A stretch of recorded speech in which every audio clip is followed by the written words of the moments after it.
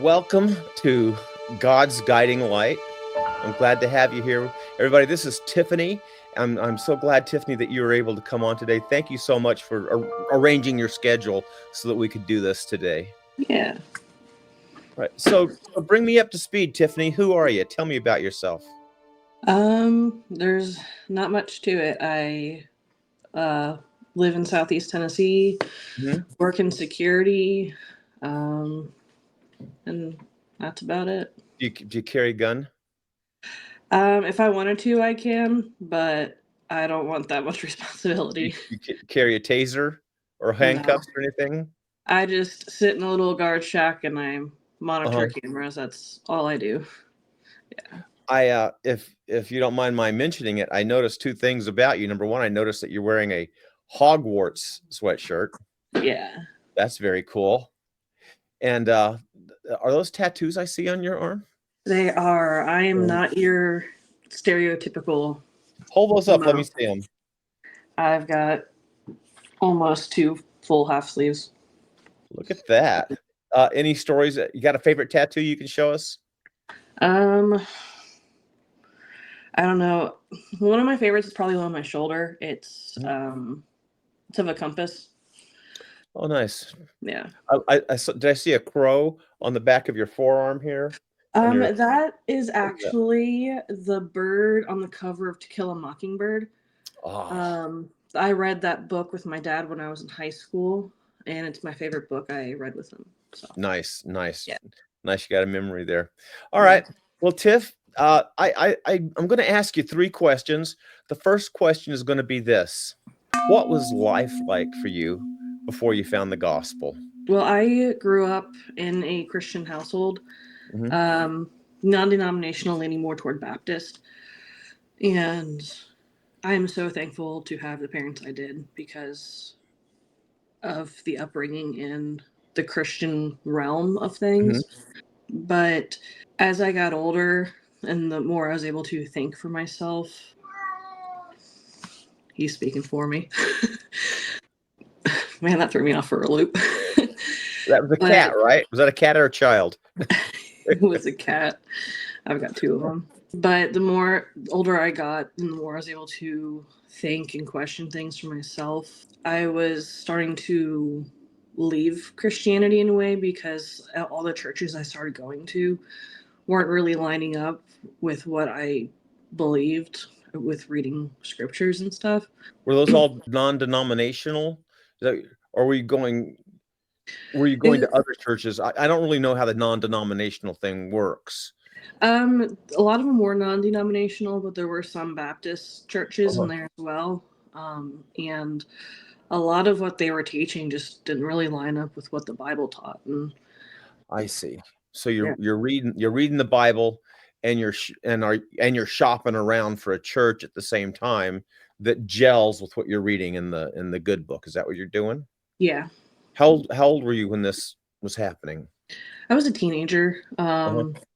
and it was probably up until my early 20s that I was really starting to really doubt what churches were teaching versus what the Bible was telling me was true. That's really that I That's really a mature thing for a teenager to be doing, Of course, Joseph Smith did the same thing, but Yeah, here you are on your own journey that parallels his path exactly. yeah. How did you find the gospel? My when I met my husband, he told me that he was a member of the Church of Jesus Christ of Latter-day Saints. I didn't know that the Mormon Church Mhm. had like an official name. I just thought they were the Mormons. Gotcha. So when he told me that he was a member of the church, I was like, okay, cool. And then he invited me to church, and that's where I got my start into the church. And then I left for Argentina for 6 months to a Bible school. And just back in 2014, we had to get permission from the mission president to do lessons on FaceTime because back in 2014 they weren't allowed to do that. It was years before the pandemic happened. Wow. So you're in Argentina for 6 months. Yeah. What language do they speak there? Is that Portuguese? Is that Spanish. Spanish? Did you Yeah. learn any Spanish or do you speak Spanish? I know more than what I speak. I Mhm. definitely lost a lot of what I learned. So Did you enjoy the culture there in Argentina?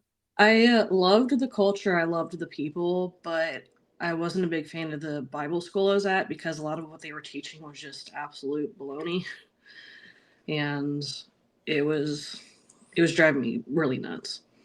Still on the same trek then as a teenager into a young woman, you're reading the Bible and you're looking for something that coalesces or gels with the Bible exactly. That's an amazing thing. So when you started talking to the missionaries, sister missionaries, elders, what were they? They were elders. Elders. So you're talking to the elders and you're a young woman, you're in your early 20s and you've met is he your husband yet or is it the guy who's going to be your husband? At the time, and he was still just my boyfriend. Just your boyfriend. So you've Yeah. got this guy who's your boyfriend, and he's introducing you to the church, and these elders are teaching you lessons. Did at some point did you start saying, "This is working with what I've been reading"? Did that happen to you? Yeah, a lot of what I believed they were teaching me, like the whole concept of the Godhead versus the Trinity, that lined up with what I believed in. And then there were certain things of the church that I was kind of like skeptical about, Yeah. because there were things I've never learned about, never thought of. But at the end of the day, like those types of topics weren't essential to my salvation. So Mhm. everyone was just saying, that will come, the revelation will come to you at a later time. It's not essential to joining the church or to your salvation or anything. Mhm, mhm. Can I don't mean to put you on the spot. Do you remember any of those points? What were they? What were the sticking points for you? I know the biggest one was the concept of Heavenly Mother. Um, Interesting. I never thought about having Heavenly Mother. It's never taught in any other denominations. So the Right. concept of having a set of heavenly parents, not just a heavenly father, was just a really weird concept for me.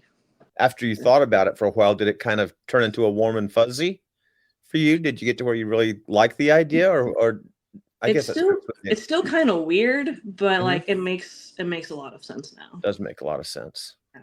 So you feel like you're a child of God now or a daughter of heavenly parents, and you can kinda see your lineage and your possibilities now of moving on into the future. Yeah. Very, very cool. What has life been like since you found the gospel? How's it different for you? Um, things. I mean, there have been a lot of struggles since joining the church. I've had to deal with a lot of disconnect from family because they're very anti, but a lot of them have come around. Um, but the more I don't know if it makes sense, but like the more I'm around them and the more that they question things, the stronger my testimony becomes. Mhm. They're like, because it makes me feel like I have more of a sure, it's more of a sure thing. So When they ask you let me ask you this. When they ask you questions, are there questions are they sincere questions where they want to know the answer? Or are they questions trying to trip you up, do you think? it's a bit of both. Mhm. A lot of them are a lot of them are very sincere, and they don't like some of the answers that I give them, and they have to deal with those answers. And then there's some where I feel like they're just asking, try to get me or Yeah. whatnot. Have you seen anybody? I don't want you to out anybody on this podcast perhaps that might be coming around, but have you seen any of your family members who maybe go, "Oh my gosh, Tiffany, that makes sense." Have you had any of that? I don't think so. Aw, well, keep pushing. Yeah. I always tell people if they don't accept the gospel in this lifetime, at least I can do the work for them when they pass on. Very true. Very true.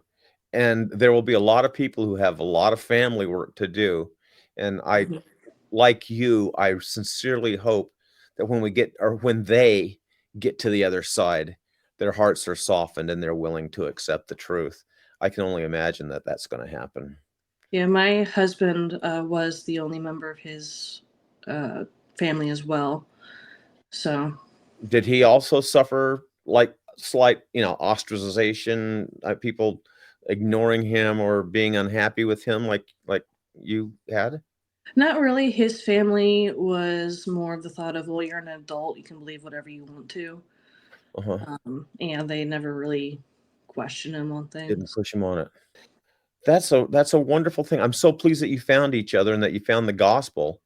That's a lovely thing. Is there anything else you wanna say? Did we touch all the points that you wanted to talk to?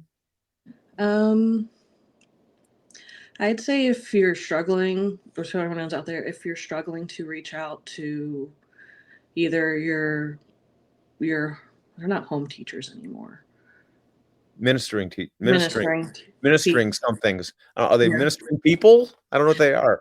yeah, or to someone in the church because no one's gonna know if you're struggling unless you reach out Mhm, mhm. and they can help. I think that's really, you know what?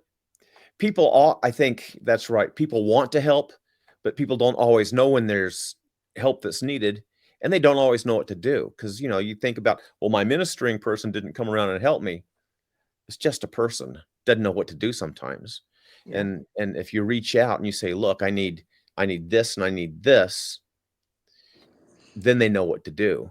I if I My wife was sick for a long time, and instead of her just saying, "I need help," she called one of our neighbors and said, who was a Latter-day Saint, and said, "I need help. Can you come over in the morning when you have a break and juice some carrots for me? Because I need some carrot juice and my husband is working."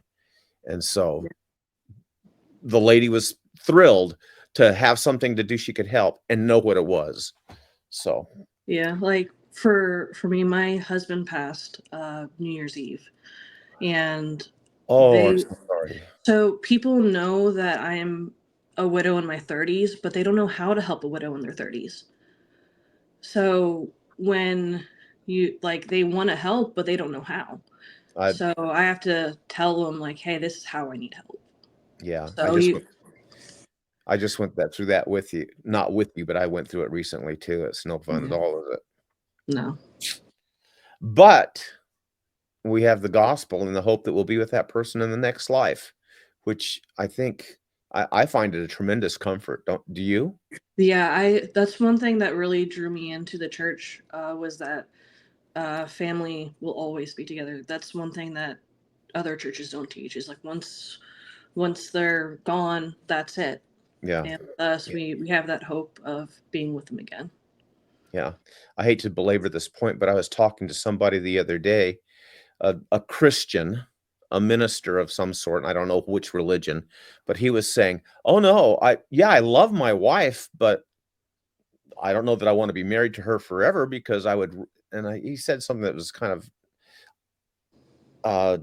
foggy to me or nebulous. I didn't quite grasp it. He said, "We're going to be so happy being with Jesus that won't necessarily want our loved ones with us." And I'm thinking, What? "What? What?" You know, I if I'm gonna if I'm going to if I want tacos, you know what I do? I get on the phone, I call my brother-in-law, say, "Hey, let's go get tacos." Yeah. You know, or something just to be with family that I love. And it's that's just an odd thing for me that somebody wouldn't wanna be with their spouse who they toiled with and labored with and struggled with and loved with. That's And like, what about those people who lost their parent, like their mom or their dad or their sibling when they were 14 or yeah, when they were a child? Like, don't you want to be with your parent in the next life and be with them for all eternity? Like like it doesn't make sense. I'd love to be with my family for not just this time, but for forever.